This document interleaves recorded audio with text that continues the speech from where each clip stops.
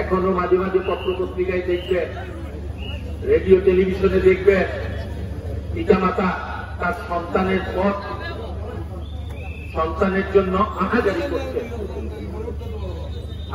করছে, খোঁজ করে পাচ্ছে না। এর অর্থ কি?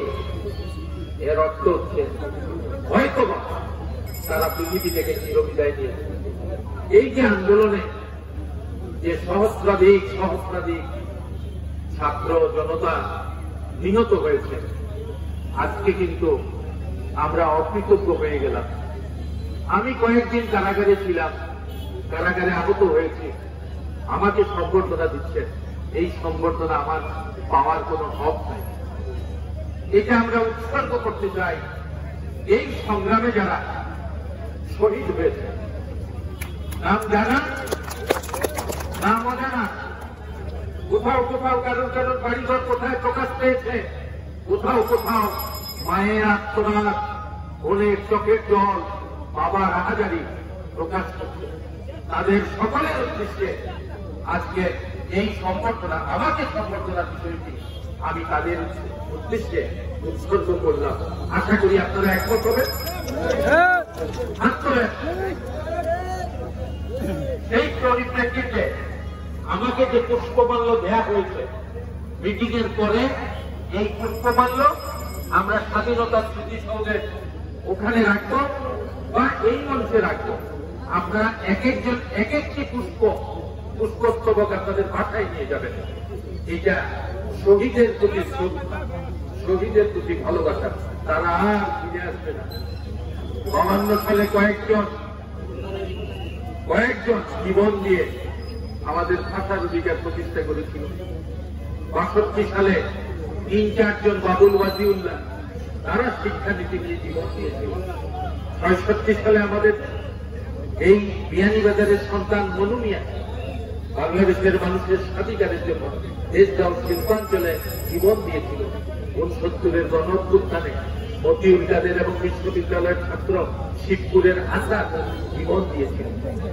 স্বাধীনতার পর 73 সালে ভিয়েতনাম দিবসে প্রেস ক্লাবের সামনে 3 জন শহীদ জীবন দিয়েছিলেন।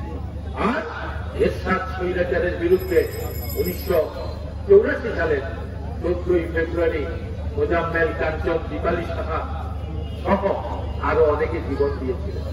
এবং 90 সালে এরশাদের পতনের সময় ডাক্তার মিলন সহ কয়েকজন জীবন দিয়েছিলেন। আর এবার জীবনের লাশের সারি প্রতিকারে গণা যায় না, লাশ কোথায় লুকিয়ে নেই গণা যায় না। একদিকে স্বজনের কান্না, অপরদিকে পুলিশের আর সরকারের লাশ ছিনিয়ে নেওয়ার প্রয়াস। এই দুইটা লড়াই করতে সহস্রাধিক সন্তানদেরকে আমরা হারিয়েছি। কাজেই আমাদের আজকের সভাটিও আমরা তাদের উদ্দেশ্যে উৎসর্গ করলাম। এবং সবার শুরুতে আমরা পবিত্র কোরআন শরীফ থেকে তেলাওয়াত করেছি। আমাদের শ্রদ্ধেয় রেল মসজিদের প্রতীক সাহেব, তিনি সকলের মাগফিরাত কামনার জন্য দোয়াও করেছেন। কাজেই বন্ধুগণ, আজকের দিনে আমরা তাদের প্রতি গভীর শ্রদ্ধা জানাচ্ছি। বন্ধুগণ, আমার জীবনে আর এরকম দিন আসবে কিনা আমি জানি, বয়স হয়ে গেছে।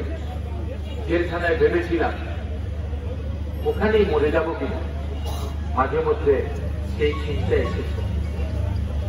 আমার পায়ে ব্যান্ডেজ দেখতে পাচ্ছেন। আমার নেত্রী সুস্থ অবস্থায়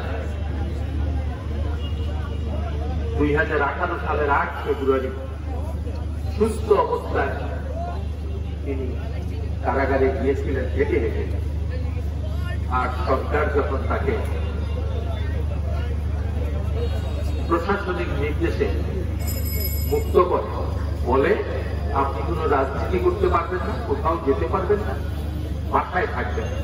সেই সময় তাকে হুইল চেয়ারে করে নেত্রীকে বাসায় নিয়ে এসেছিল। আমি দল করি, নেত্রীর সাথে আমার একটা মিল আছে। আমি 21শে জুলাই রাত অনুমান 9টার সময় সারাদিন আমি কোটা আন্দোলন, কোটা সংস্কার আন্দোলনের জন্য কান্ট্রির মধ্যে হেঁটে হেঁটে জনমত তৈরি করেছি। কখনো কখনো কেঁদেছি। পরিচিত লোক আমাকে দেখে কথা বলে না, পরে আমি কি বেঁচে করি, ভাই দাঁড়া, বলে যে পরে আসছেন, পরে পরে কথা বলবো। পরিচিত মানুষের বাসায় গিয়েছি, আমাকে দেখে হতবাক, বলতেছে ভাই আমার এক জায়গায় যেতে হবে, আপনি আরেকদিন আসেন, আমরা আলাপ করবো। এইভাবে একটি বিহম্বল পরিস্থিতির মধ্যে আমাকে গ্রেফতার করে নিয়ে গেল। আর যেদিন ছাড়ল সেই দিন আমি পাপ বেরোলাম। সম্মানিত উপস্থিতি, বেঁচে থাকবো বলে ভাবিনি। কারাগারের জীবন আরো কেটেছি, কিন্তু এবার একটু কষ্ট হয়েছে, বুঝলাম বয়স হয়ে গেছে তো কষ্ট হয়ে গেছে, ফ্লোরের মধ্যে ঘুমানো লাগে।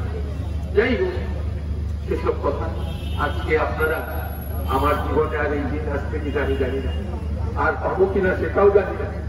আজকে আপনারা কষ্ট করে সকাল থেকে এই পর্যন্ত আমাকে যে সম্মান দেখিয়েছে, আপনারা সবাই মিলে যে উদ্যোগ নিয়েছেন, উপজেলা নেতৃবৃন্দ, অঙ্গ সহযোগী সংগঠনের নেতৃবৃন্দ, আপনারা সবাই, আমি চিরদিনের জন্য আপনাদের প্রতি কৃতজ্ঞ।